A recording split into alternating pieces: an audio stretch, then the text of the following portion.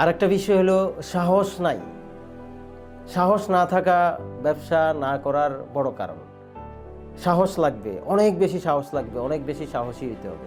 সাহস না থাকলে তো আপনি কিভাবে কি করবেন? ব্যবসার জন্য মূলধনের চেয়ে বেশি দরকার আমাদের সাহস। সাহসটা হইতে হবে ইথিক্যাল সাহস, নৈতিক সাহস। আপনি সৎভাবে ব্যবসা করবেন, হালালভাবে ব্যবসা করবেন, এই সাহসটা আপনার ভিতরে লালন করতে হবে। কারণ ব্যবসায়ীরা কিন্তু কেয়ামতের ময়দানে সিদ্দিকিয়েন বা সাহাবীদের সাথে থাকবে। বাংলাদেশে বলেন, সারা ওয়ার্ল্ডের যত সৎ ব্যবসায়ী আছে, তারাই তো, যেহেতু আল্লাহ দুই ভাগ করে রাখছে, জাহান্নাম এবং কি বেহেশত। তো জাহান্নামে তো আমি আপনি যে কোনো একজনকে জাহান্নামেও নেবেন, আমি আপনি যে কোনো একজনকে জান্নাতেও নেবেন। তো বাংলাদেশে একটা প্রবাদ আছে, কি প্রচলন আছে, কি আপনার সবচেয়ে মানে ভালো পেশা হইল শিক্ষকতা। আমি শিক্ষকতাকে অসম্মান করতেছি না, কিন্তু সবচেয়ে ভালো পেশা শিক্ষকতা আমি বলি না, আমি স্বীকার করি না। সবচেয়ে ভালো পেশা হচ্ছে ব্যবসা। ব্যবসা আপনি এলাকায় ছোট করে শুরু করেন, মিনিমাম 3-5 জনের কর্মসংস্থান হবে।